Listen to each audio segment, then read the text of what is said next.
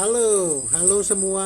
Selamat sore Gereja Lokal Abalok KTC dan juga Tubuh Kristus serta masyarakat ataupun semua para follower setia Abalok KTC dimanapun Anda berada di Indonesia.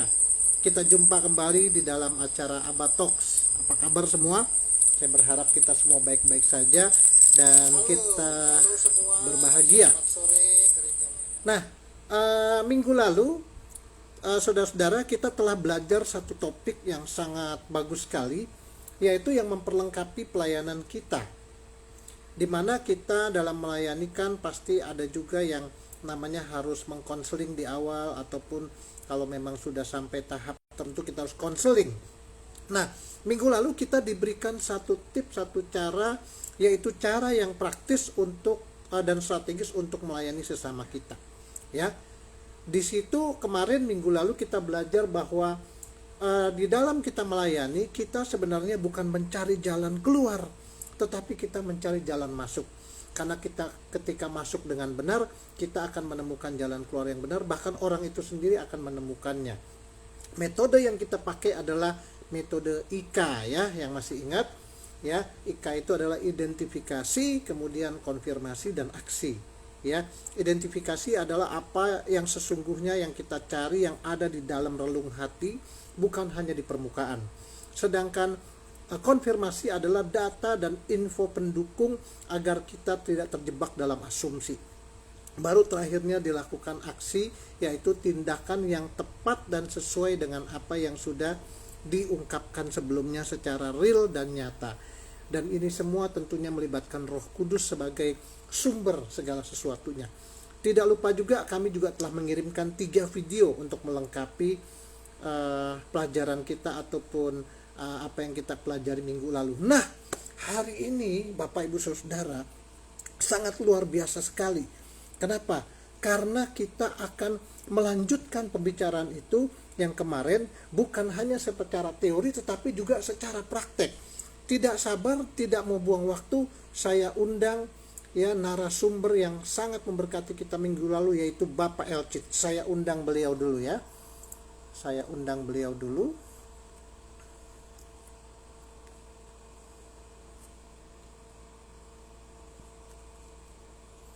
Elcit. Sudah muncul Bapak Elcit kita dengan baju kotak-kotak variasi merah dan putih. Apa kabar Pak Elcit hari ini? Wow, Tuhan baik, fantastis, luar biasa, yes, yes, yes. Haleluya, amin ya. Demikian juga para teman-teman kita, saudara-saudara kita yang ada di tempat ini hari ini. Nah Pak Elcit, tadi saya sudah sedikit mereview tentang pelajaran kita minggu lalu. Dan hari ini sesuai dengan tema yang ada adalah bagaimana melakukan praktek IKA dengan efektif. Nah, ini adalah sangat penting karena kita hari ini akan melihat contoh-contoh, kita akan melihat bagaimana caranya, dan bagi Bapak Ibu Saudara yang bisa stay tune sampai akhir akan mendapatkan bonus di bagian akhir. Itu janji saya. Bonusnya adalah kita akan diberikan satu bagian, yaitu advance skill yang akan kita bisa pakai dengan sangat efektif. Baik, tanpa berlama-lama, kami sangat ingin mendengar bagaimanakah melakukan praktik IKA dengan efektif. Silakan Pak Elcit. Ya, nah kesempatan ini kita akan menyaksikan demonstrasi ya, berupa role play ya, antara saya yang akan berperan sebagai pribadi yang melayani dan mempraktekkan IKA ya, dan satu lagi adalah ya, ada satu teman kompak ya, kita pemuridan sudah sekian tahun ya, yang akan berperan sebagai pribadi yang saya layani. Nah, itu sebabnya apakah Pak Budiarto bisa undang ya satu ya teman kompak ini, namanya Welly ya. Oke, Pak Welly ya, kita akan invite Pak Welly ke dalam screen dan kita akan sama-sama melihat bagaimanakah proses IKA ini bisa dilakukan. Saya sudah menginvite Bapak Welly. Nah, sudah mulai. Halo, Ya. Halo Pak Welly. Halo, Pak Willy. Ya, Kak Budi, Kelsit. Ya, halo Welly. Halo, Welly. Nah, saudara, saya mengenal Welly ini sudah. Nah, ini sudah terjadi feedback ya. Oh ya, feedback ya. Nah, dengan suara feedback itu ada yang perlu dimatikan atau menggunakan headset. Oh ya, headset. Iya, Oh, saya pakai headset juga ya. iya. Oke, saya lebih baik ambil headset. Baik, Bapak Ibu sekalian, sambil menyiapkan.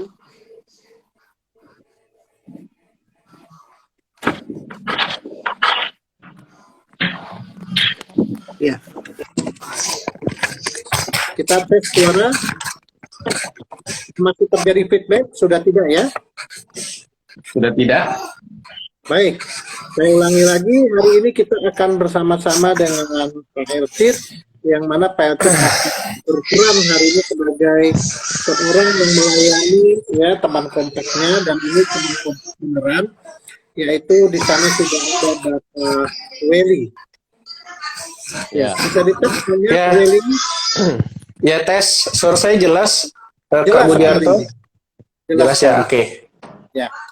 Baik, kita akan menyaksikan Bapak Ibu bagaimanakah proses IKA ini bisa berjalan Oke. secara praktis yang efektif. Sebelum Silakan, kita Pak. akan role play, ya, Welly ini saya kenal sudah sejak belasan ya tahun yang lalu, sejak Welly masih bujangan.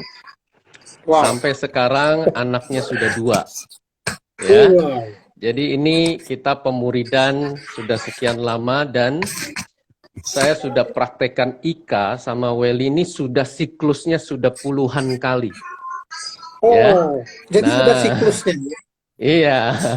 Nah, kesempatan ini Welly silahkan boleh share apa yang Welly alami ya sebagai pribadi yang dilayani dan dipraktekkan IKA selama sekian lama dari sejak ya sekian tahun yang lalu sampai hari ini. Silahkan Welly.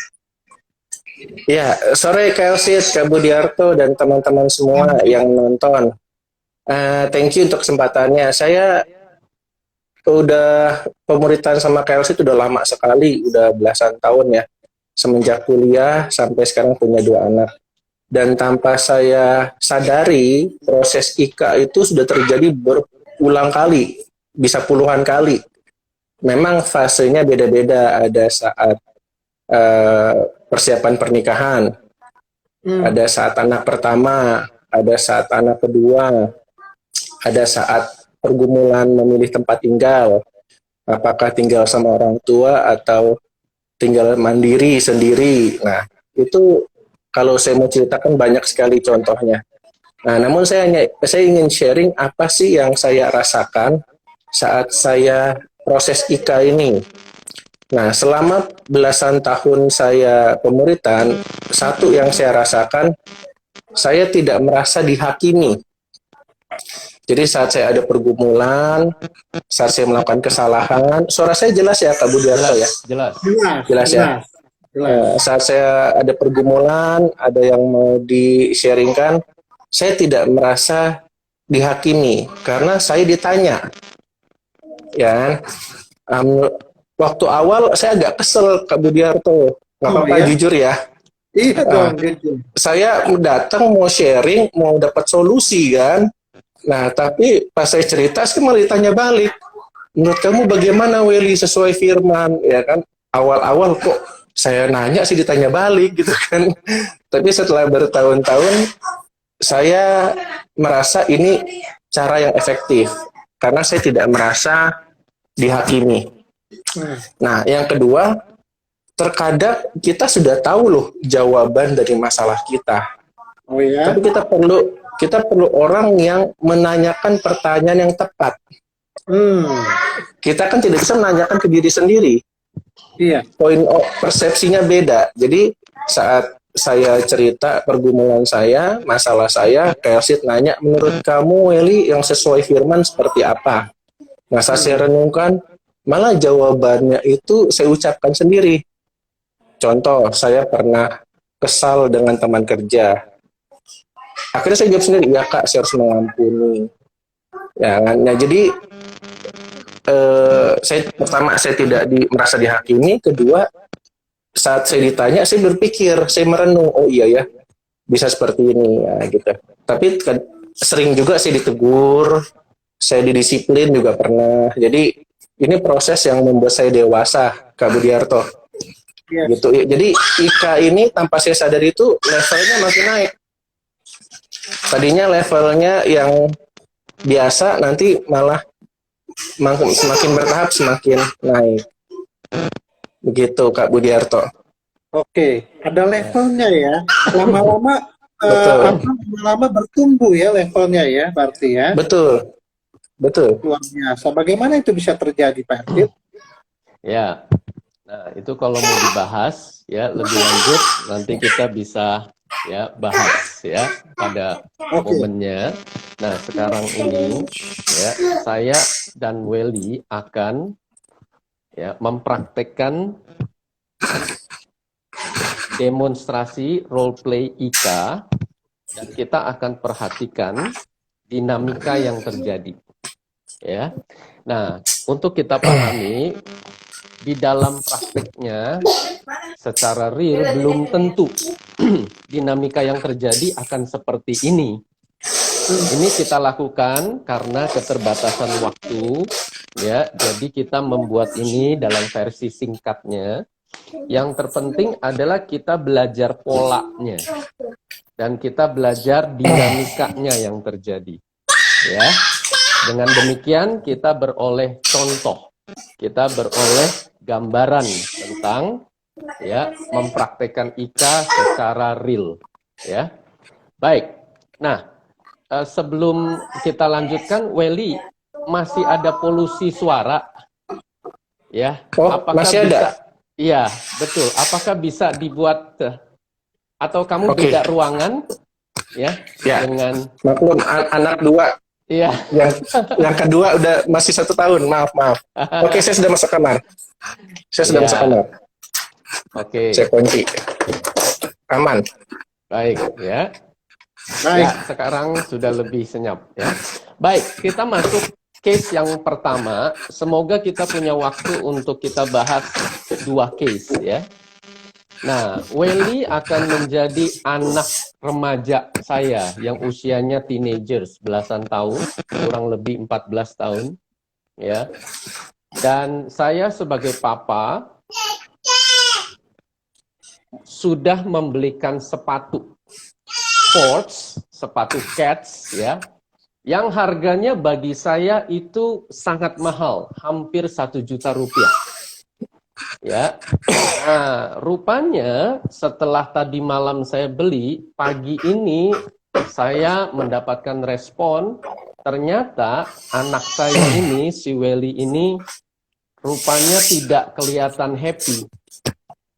Ya, enggak merasa bahwa ini adalah sesuatu yang dia senang, ya, dia syukuri gitu ya. Nah, saudara, ini case yang pertama, kita akan lihat contoh yang pendekatan yang keliru. Ya. Yang pendekatan yang salah, yang bukan Ika. Ya. Baik. Welly, Papa lihat kamu nggak happy sama sepatu yang Papa beliin tadi malam. Kenapa kamu nggak suka? Iya, Pak. Aku nggak suka. Kamu nggak tahu itu harganya mahal. Kamu tahu nggak, itu adalah sepatu termahal yang pernah Papa beli loh. Papa aja nggak pernah beli sepatu sampai harganya segitu. Papa beliin buat kamu, tahu nggak?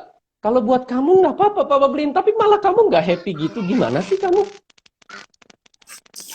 Pokoknya aku nggak suka deh, Pak.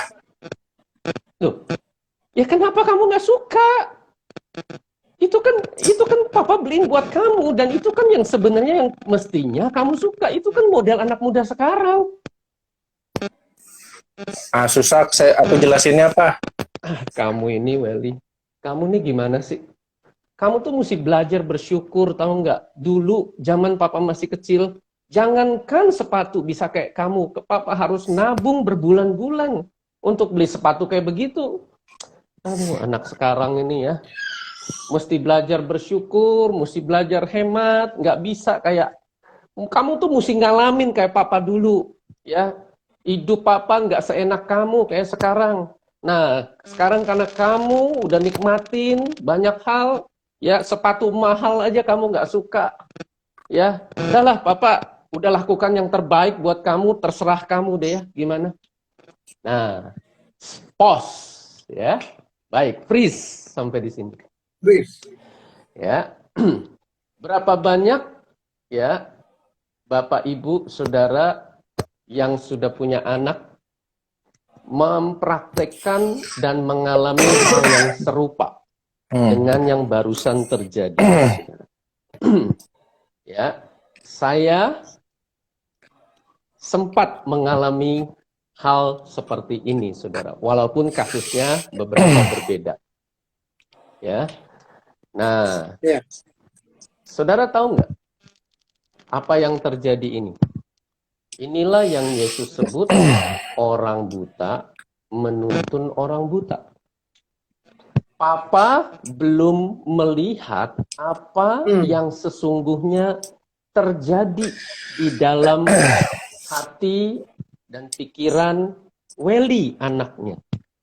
Tetapi papa sudah mau melangkah, melakukan tindakan berdasarkan apa yang menjadi asumsi, prasangka, ya, dan kepercayaan yang salah dari papa terhadap anaknya Welly.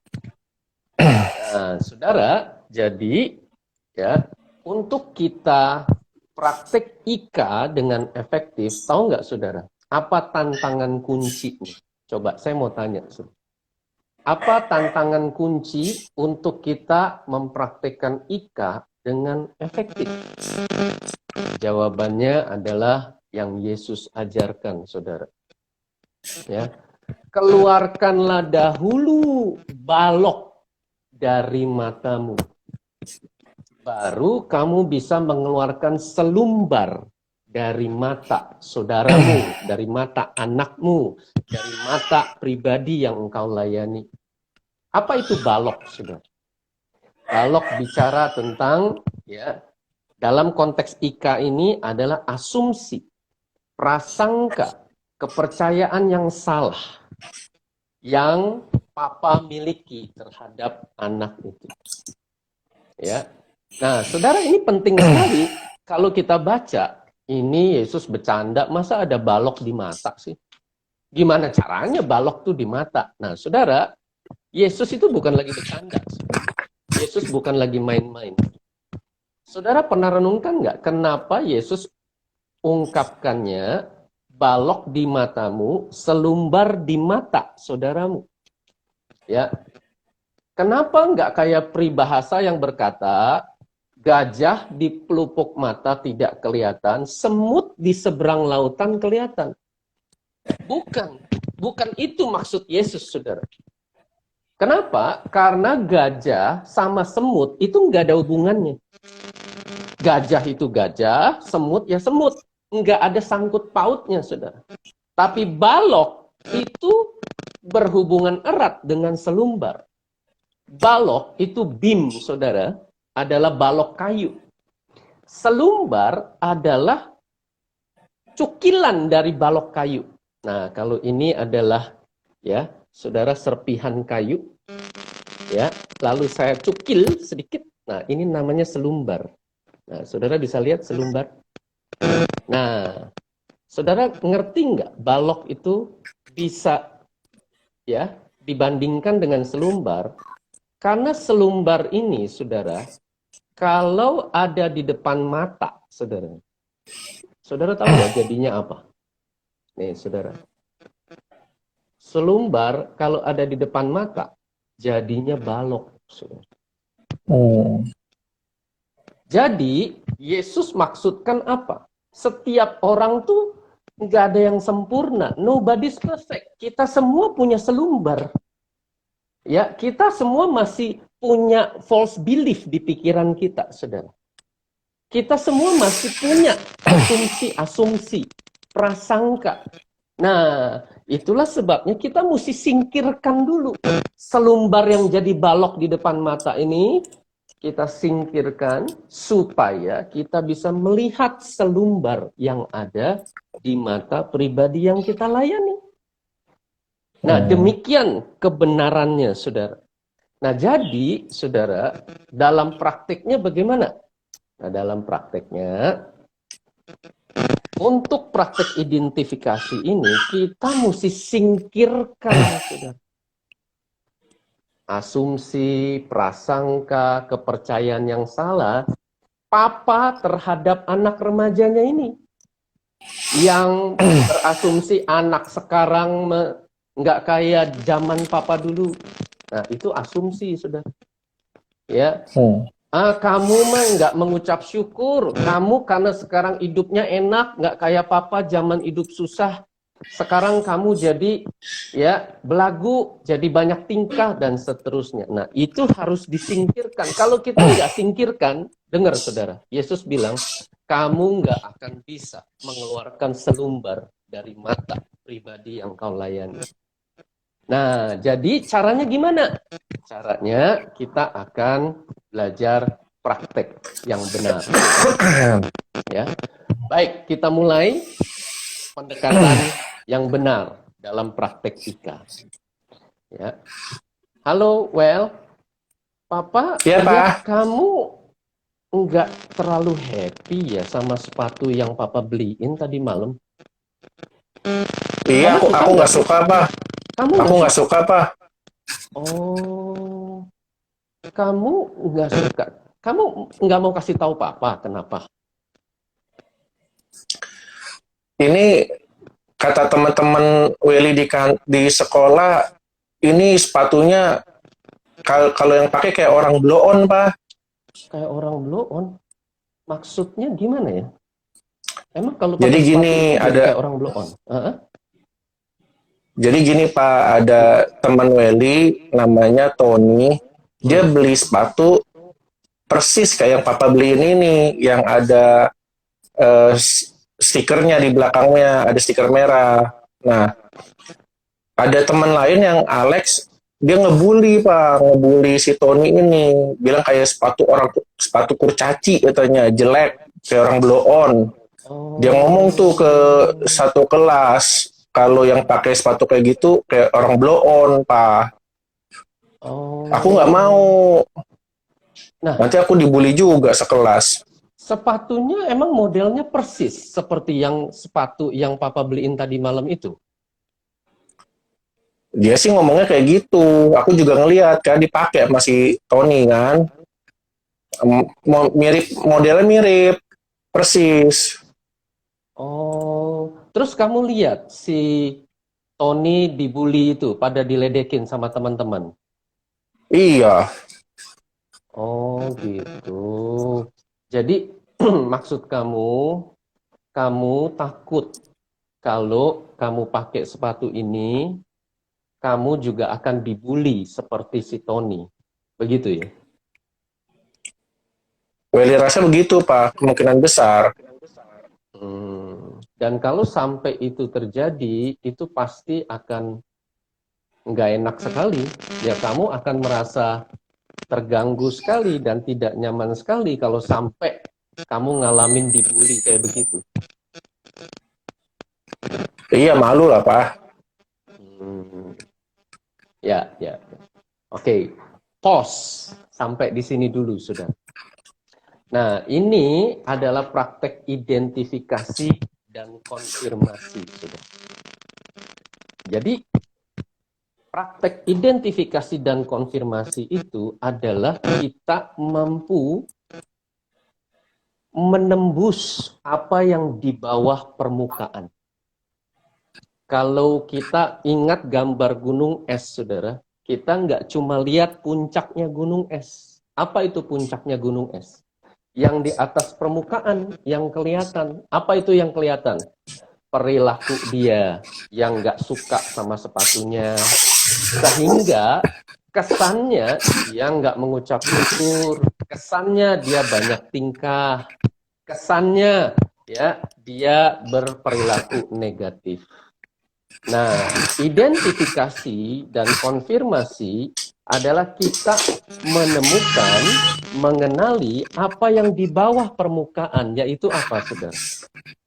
Apa sesungguhnya perasaan yang mendorong dia berperilaku demikian?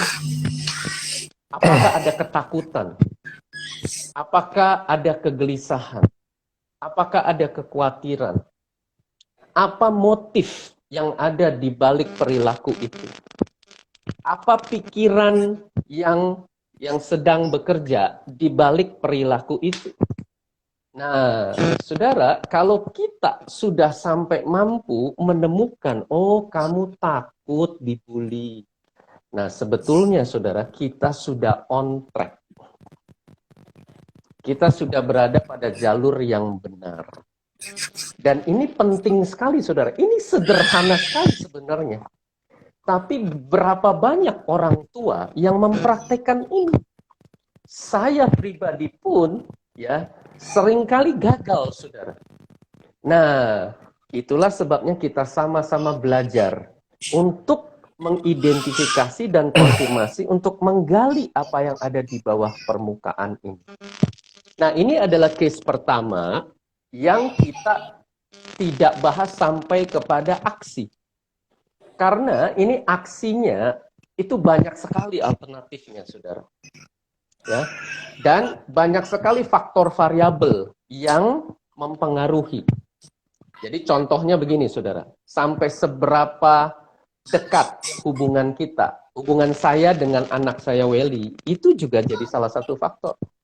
Sampai seberapa dewasa karakter Welly untuk menerima kenyataan bahwa papanya tuh uangnya terbatas. Ya.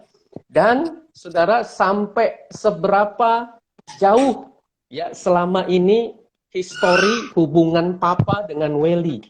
Apakah selama ini papa sering melukai Welly? Nah, jangan-jangan ini adalah kesempatan untuk papa itu bisa recovery. Ya memang solusi paling mudah adalah beliin sepatu baru lagi, saudara. Ya, tapi itu juga solusi yang paling mahal ya, saudara ya. Karena mesti beli lagi. Tapi maksudnya belum tentu itu selalu solusi yang keliru. Belum tentu, saudara. Karena ini bisa dipakai kesempatan untuk papa melakukan pendekatan hubungan dengan anaknya yang remaja ini, Welly. Nah, memang secara umum ya, aksi yang paling ideal adalah ketika papa mengenali ya dan mengkonfirmasi identifikasi dan konfirmasi ini, lalu papa menggunakan momentum ini untuk mengajarkan firman Tuhan. Kebenarannya begini loh, Welly. Ya, bahwa gambar diri kamu, harga diri kamu, keberadaan kamu tidak ditentukan oleh apa yang dinilai orang lain dan seterusnya. Ya. Nah, tapi sekali lagi, case by case banyak sekali faktor variabel yang mempengaruhinya. Ya. Dan inilah sebabnya, saudara, kita bisa manfaatkan momentum ini menjadi perjalanan untuk kita sama-sama ya terlibat di dalam dinamika bersama dengan Allah. Ya, di mana papa itu bergantung pada tuntunan Roh Kudus. Ini kalau begini, ya situasi kondisinya, historinya, faktor-faktornya, yang terbaik apa ya Tuhan untuk saya lakukan. Dan tahu nggak, saudara? Kalau kita bergantung pada Roh Kudus, kita tuh membuka peluang untuk bahkan respon yang di luar dugaan pun bisa terjadi.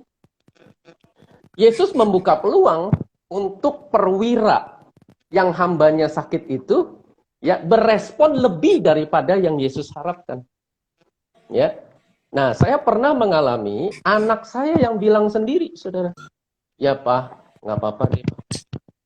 Nanti kalau misalnya ketemu beli lagi, pakai duit saya aja. Wah, saudara, itu di luar dugaan saya. Karena dia sudah nabung dan dia tahu duit papanya itu bukan yang ya bukan nggak ada duit, tapi udah ada pos-posnya dan dia mengerti itu.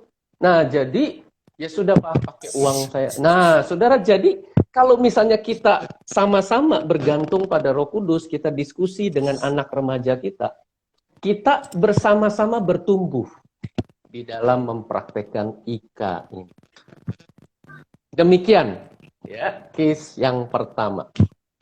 Baik, sampai di sini apakah ada yang ingin ya dibahas atau mau buka forum dulu atau kita lanjutkan dulu? Silakan. Oke, saya lihat belum ada pertanyaan, berarti para yang hadir hari ini benar-benar menyerap Pak Elkit. Saya hanya ingin menyampaikan bahwa ini satu hal yang luar biasa. Yang pertama karena hal ini sering terjadi dalam kehidupan sehari-hari kita, dan dari contoh yang pertama tadi itu adalah contoh-contoh yang sangat sering terjadi, reaksi-reaksi yang terjadi kita dalam meresponi satu hal yang kita tangkap gitu cepat. Dan dari peristiwa ataupun konseling ini saya menemukan bahwa ternyata praktek IKA ini dapat membuat kita menemukan ya, dari respon ataupun reaksi seseorang kita bisa menemukan apa di balik itu sampai kita menemukan penyebab utamanya dari reaksi yang di luar tadi itu ya, sangat luar biasa. Yaitu dalam hal ini adalah takut, di balik ketakutan itu adalah ada pembulian yang terjadi. Luar biasa. Ya. Nah, baik. Silakan dilanjutkan. Luar biasa. Kita masuk case yang kedua. Welly ini menjadi teman kompak saya. Ya. Saya sebagai ya muridnya, Welly sebagai ya murid gitu ya. Saya sudah berkeluarga ya.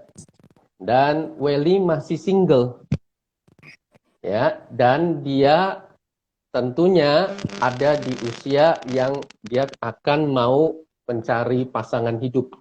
Ya. Artinya dia sudah akan beranjak ke arah sana. Dan rupanya ya, saya menemukan dia sedang dekat dengan satu lawan jenis yang menurut saya ya itu baik secara standar firman Tuhan ataupun secara saya pribadi berpendapat saya tidak rela kalau Welly nantinya akan ya melanjutkan ke jenjang pernikahan dengan perempuan itu. Karena dari cara hidupnya sehari-hari, dari perilakunya, ya itu tanda tanya besar. Apakah perempuan ini memang sudah Kristen, tapi apakah sudah lahir baru atau belum?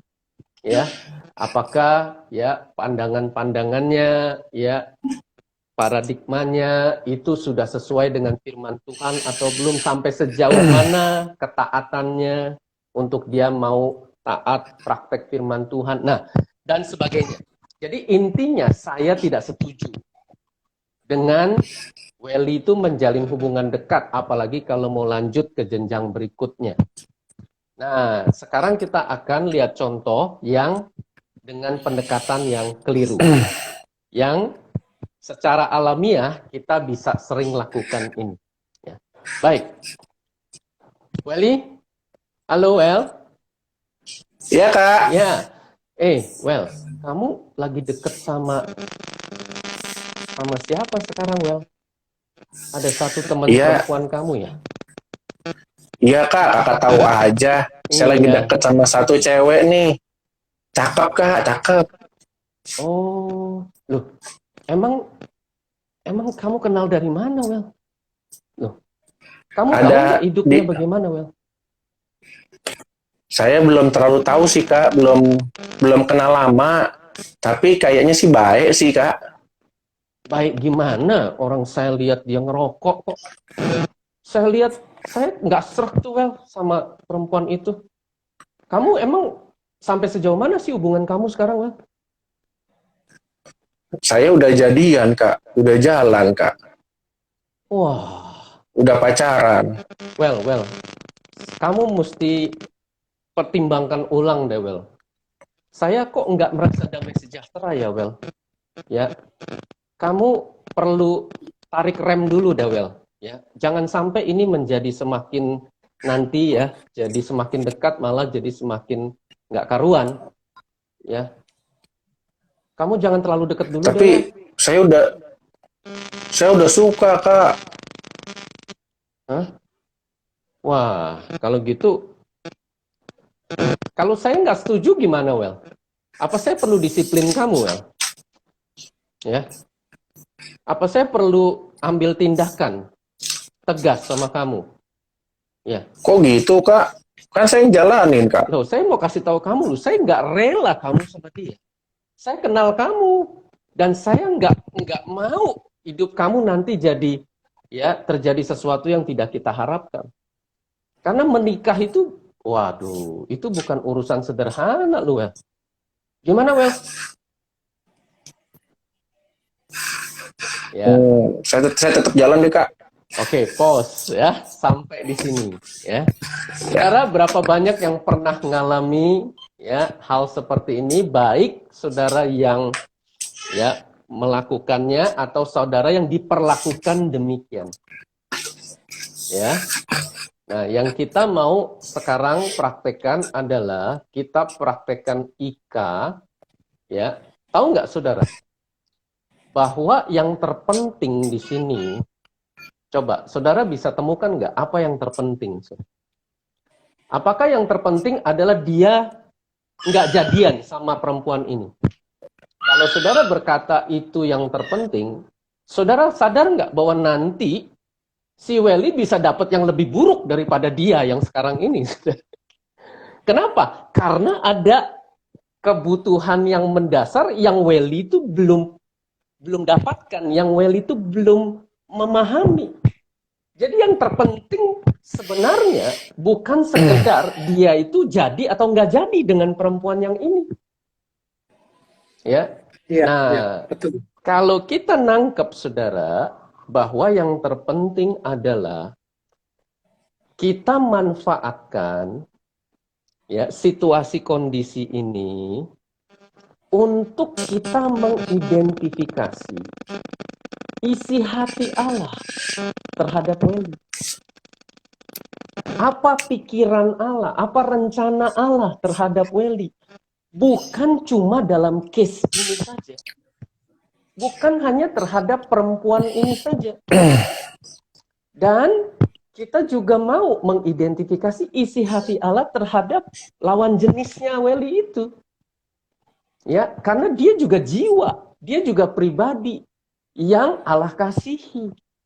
Jadi kita tidak memandang bahwa lawan jenis itu sebagai musuh.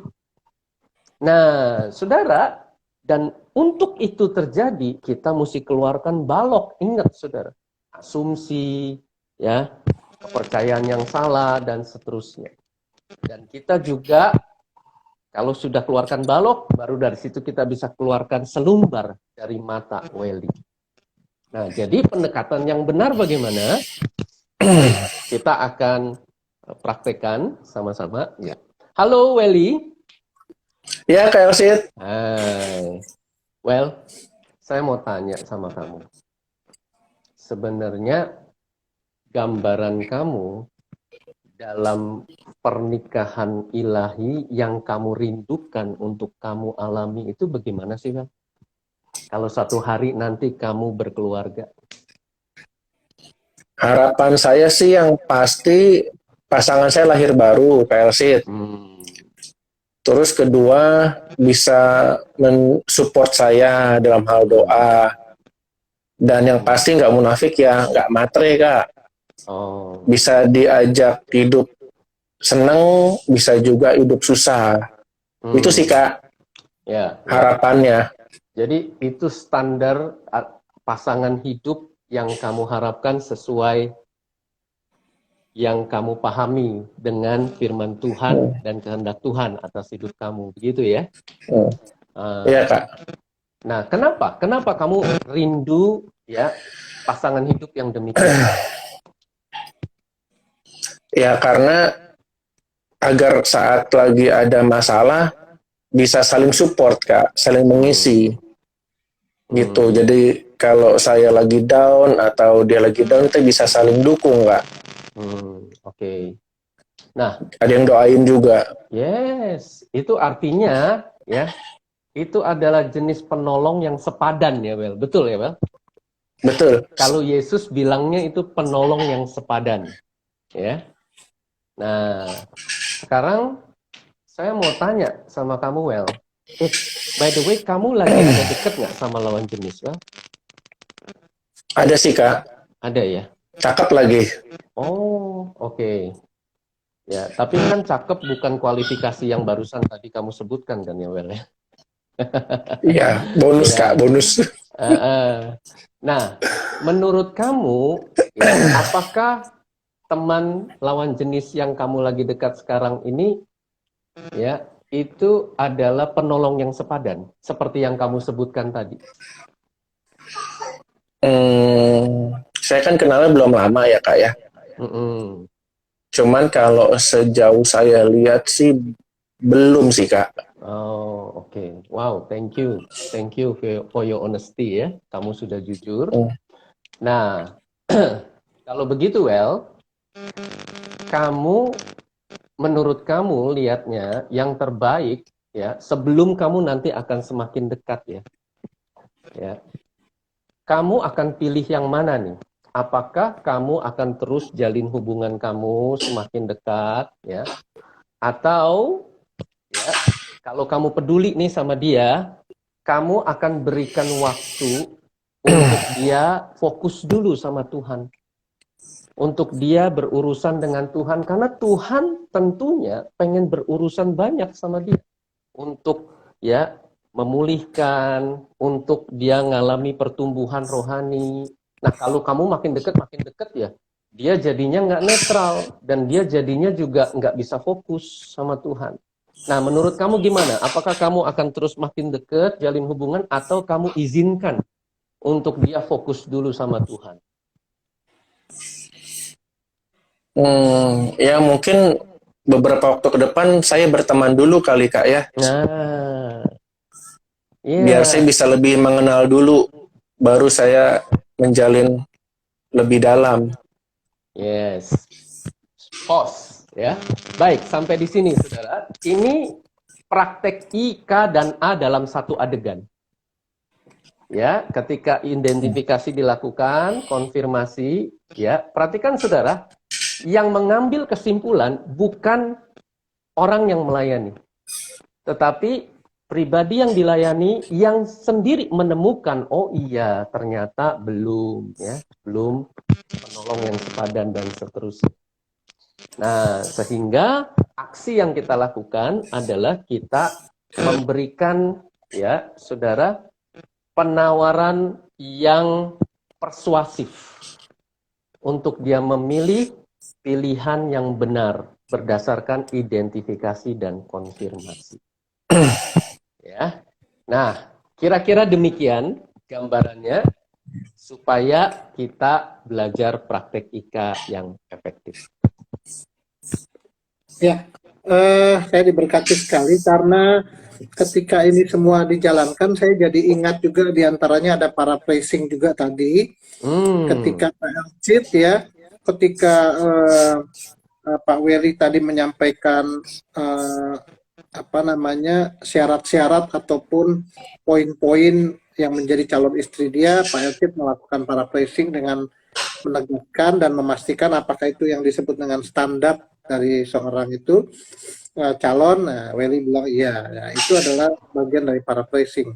Jadi benar-benar itu yang minggu lalu dipraktekkan di sini. Ya, luar biasa. Ya, baik. Nah, sampai di sini karena sudah 2 case ya. Terima kasih untuk Welly yang sudah bergabung dan Thank you banget, ya Welly. kita bisa berinteraksi ya. Sampai ketemu lagi, Well. Ya. Iya. Ya, thank you ya Kak, Pak Elcid, Kak Budiarto. Yes, thank you. Wah, sebuah contoh yang sangat akurat ya menurut saya, karena itu topiknya juga sehari-hari, dan juga apa yang kemarin kita bahas juga yang ada di video itu berikut contoh-contohnya kita bisa praktekkan, dan kita hari ini dapatkan dua hal, yaitu yang kurang tepat seperti apa dan yang seharusnya seperti apa. Dan memang yang seharusnya itu membutuhkan banyak latihan ya kalau saya lihat Yes. ya. Oleh sebab itu jangan langsung expert ataupun advance, jangan. Tapi mesti dimulai pelan-pelan ya. Wah, ngomong-ngomong soal Yes. advance sih kayaknya Pak Elcit pernah janji loh. Nanti kalau ada waktu kita akan tingkat advance begitu. Kayaknya kita Ya. masih ada waktu nih Pak Elcit nih. Yes. Oke. Ya. Baik, saudara, ada satu, kalau kita sebut ini jurus ya, advanced skill, keterampilan lanjut yang dipraktekkan oleh Allah di Perjanjian Lama maupun oleh Yesus di Perjanjian Baru ketika Allah mempraktekkan identifikasi dan konfirmasi. Nah, ini ketika kita memahami, kita bisa praktekkan ini, tentunya dibutuhkan pertimbangan-pertimbangan dan kebijaksanaan untuk kita bisa praktekkan ini dengan proper ya, dengan baik, dengan sepantasnya. Ya. Nah, yang kita mau sama-sama pahami satu advanced skill kesempatan ini, yaitu yang namanya conundrum. Apa itu conundrum, saudara?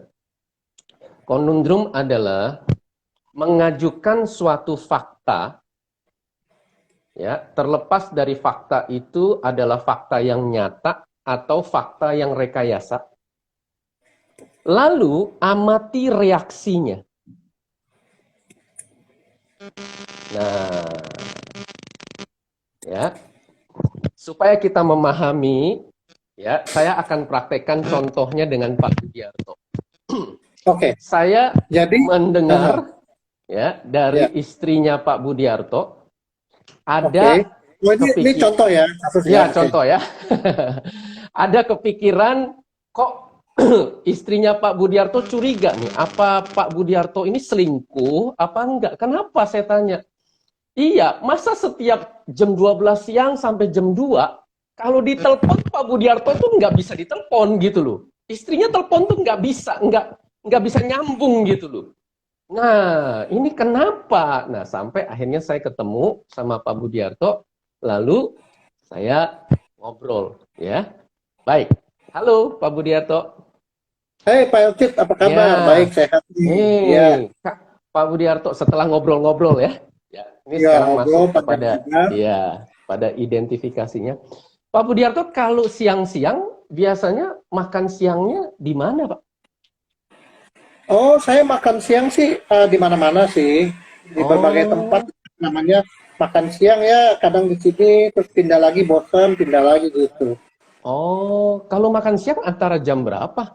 Itu, Pak. Saya makan siang ya, pokoknya kan jam makan siang di kantor sekitar jam 12 sih, saya biasanya Oh. makan. Nah, kemarin makan siangnya di mana, Pak? Saya kemarin makan siang di satu tempat sih yang nggak jauh dari tempat kerja saya. Oh, yang di belakang Di mall Kelapa itu ya? Gading juga.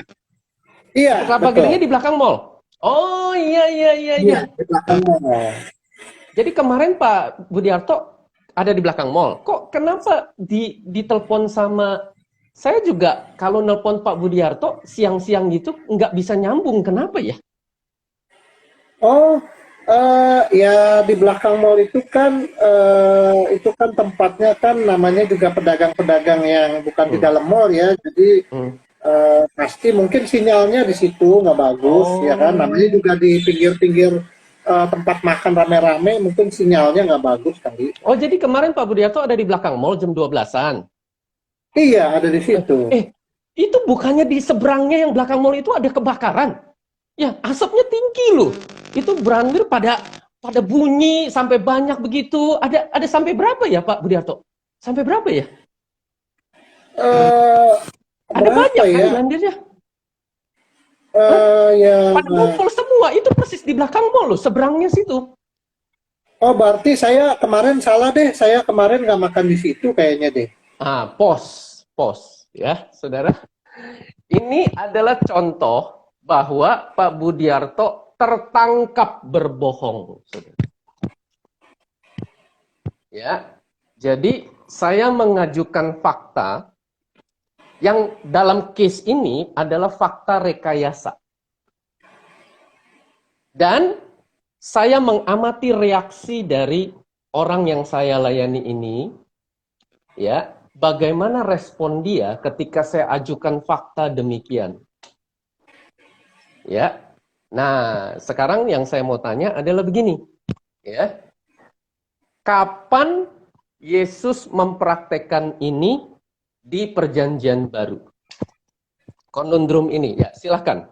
Mau tulis di chat boleh ya? Ya, Bapak Ibu silakan. Kapan kira-kira Tuhan Yesus yang seperti begitu sedang melakukan conundrum itu di dalam Alkitab? Boleh bebas di chat, kita belajar sama-sama.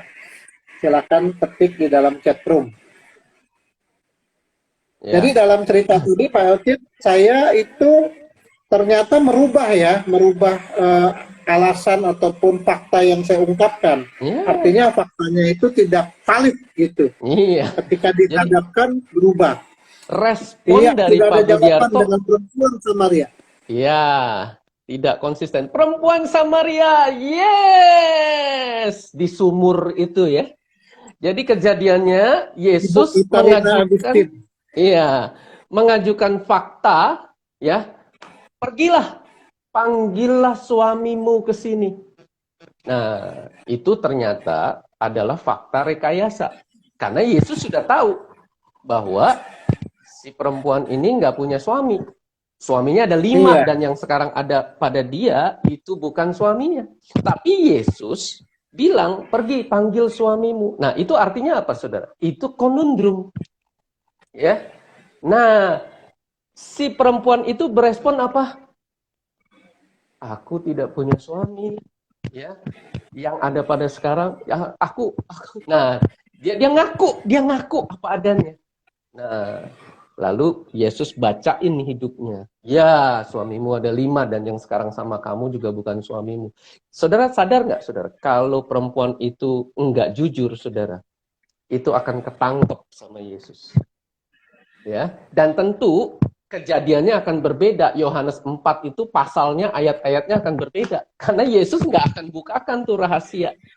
Bahwa nggak akan menyembah di gunung ini, tapi barang siapa menyembah Allah, menyembah di dalam roh dan kebenaran, dan seterusnya. Nah, sekarang pertanyaan saya, kapan Allah mempraktekkan konundrum dan dengan siapa di Perjanjian Lama? Oh ya, di Perjanjian Lama sekarang. Silakan Bapak Ibu yang ada di tempat ini, ya. Kapan Allah melakukan hal ini, konundrum ini di Perjanjian Lama ya? Di dalam peristiwa apa dan dengan siapa? Silakan ketik di chat. Iya. Sudah ada yang dapat sepeda tadi ya, yang menjawab perempuan Samaria ya. Kalau Nanti sepeda minta mintanya hadiahnya sama Bapak Jokowi ya. Iya. Wah, Ibu Katarina jawab lagi nih. Ini mesti dapat motor nih. Musa katanya Pak Elkit. Musa. Tapi Musa yang pas gimana? Musa yang peristiwa apa? Iya. Ya, itu yang kita perlu identifikasi Iya. itu. Iya. Ya. Sehingga kita tahu di mana letak konundrumnya ya. Kain, ada yang menjawab Kain dari Siling, Ibu Siling Sartono. Oh. Oke, yang kita mau pahami di sini konundrum itu harus ada fakta yang diajukan. Ya, panggil suamimu itu adalah fakta yang diajukan. Artinya Yesus mengajukan suamimu yang di rumah atau di tempat lain, bukan di sumur ini, panggil. Nah, ya. Jadi waktu Musa itu waktu kejadian apa kalau dikatakan Musa? Waktu Kain ada kejadian apa? Ya. Waktu Kain, kalau misalnya kita berkata, di manakah Habel adikmu itu? Ya. Itu ada fakta yang diajukan bahwa Habel ada di tempat lain Lalu Allah tanya di mana. Sebenarnya itu termasuk konundrum. Karena ada fakta yang diajukan. Dan Kain tertangkap. Ya, sikap hatinya tidak benar oleh Allah. Iya. Di chatroom ada yang menjawab Musa itu di semak duri katanya, atau mungkin juga pas yang di kasus Adam gitu katanya. Ya, Iya. baik. Satu Baik, yang contoh sebenarnya. konundrum yang tegas, yang jelas adalah ketika Allah melakukan konundrum terhadap Abraham saat mempersembahkan Ishak. Ya, Oke. karena ketika pisaunya sudah terhunus, saat itu Allah switch, stop, Abraham, stop. Nah, itu artinya Allah mengajukan suatu fakta, persembahkanlah anakmu Ishak. Terlepas dari fakta itu nyata kejadian atau rekayasa, ya, tapi Allah mengamati reaksi Abraham. Itu yang terutama, saudara. Dan itulah sebabnya Allah lalu berkata apa? Sekarang aku tahu bahwa kamu tidak lagi menyayangkan anakmu Ishak. Dan lalu Allah berjanji ya bahwa keturunanmu akan banyak seperti bintang di langit dan seterusnya. Itu artinya Allah sedang mempraktekkan konundrum di dalam mengidentifikasi dan mengkonfirmasi sikap hati Abraham. Ya.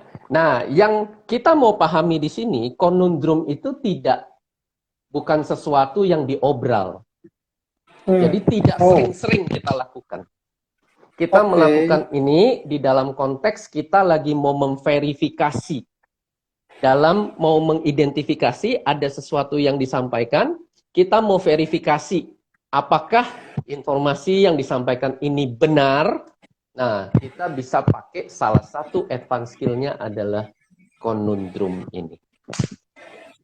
Ya, itulah. Luar biasa. Bahkan Allah sendiri pun ya yang maha tahu melakukan itu. Yes. Ya, apalagi kita yang tidak maha tahu ya Pak Elcit ya. Iya. Nah, Pak Elcit, kalau misalnya setelah diungkapkan, diajukan ataupun disampaikan sebuah konundrum, tentu ada juga kan kemungkinan bahwa orang itu memang benar. Kita bisa lihat kan? Oh iya.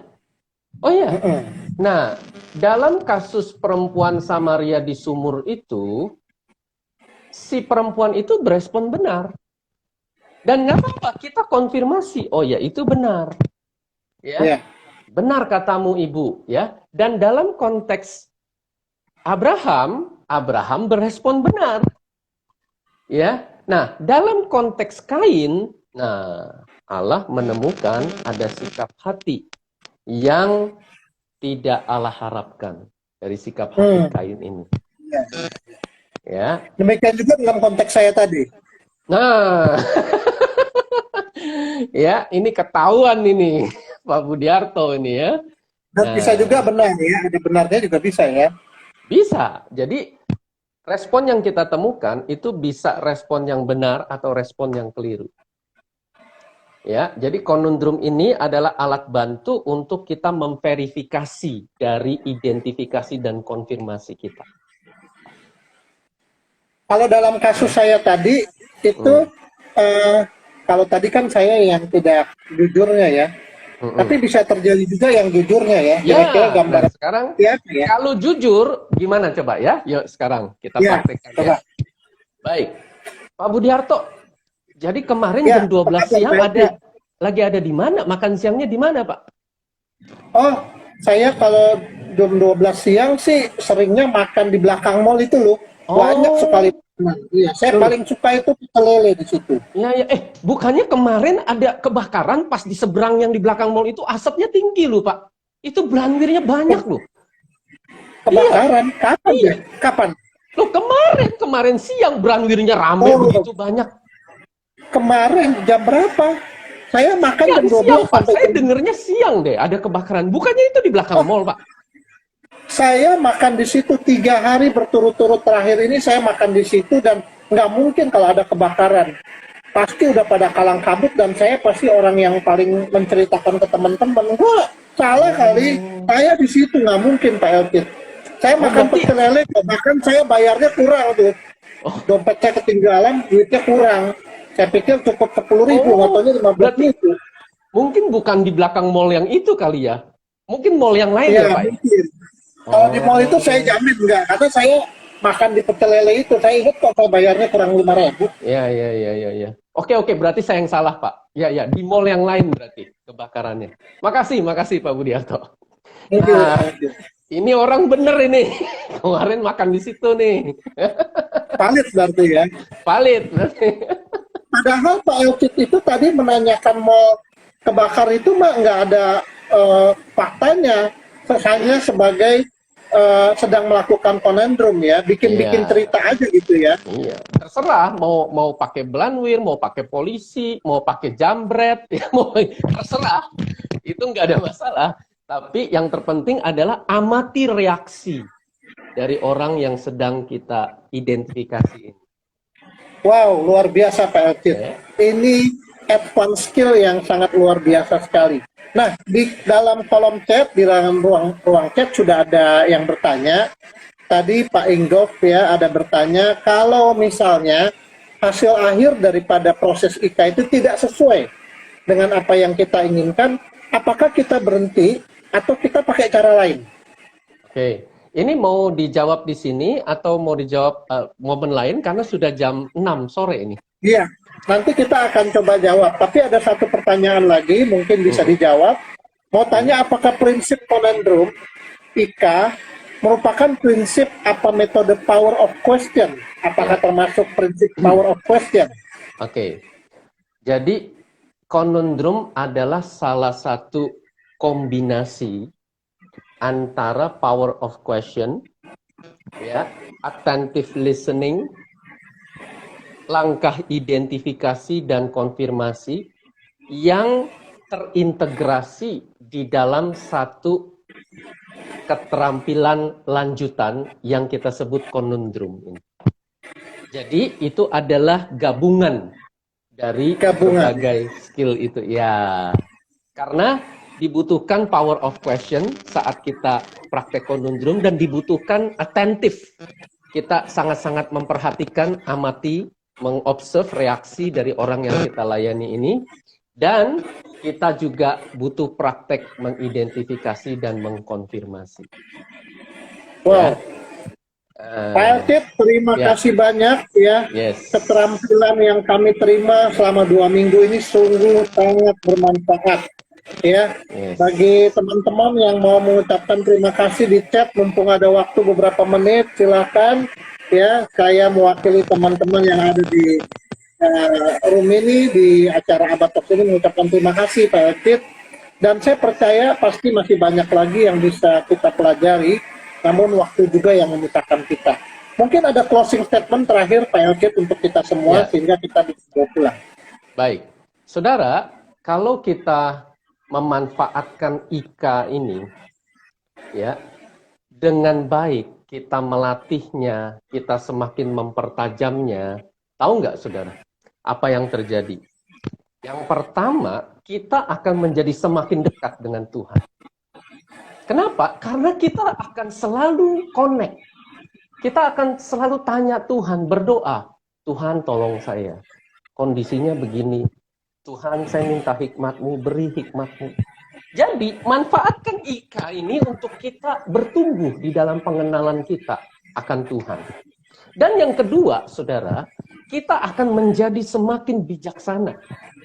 Kita akan menjadi semakin tajam. Kita akan menjadi semakin berhikmat, bertumbuh di dalam hikmat. Ya.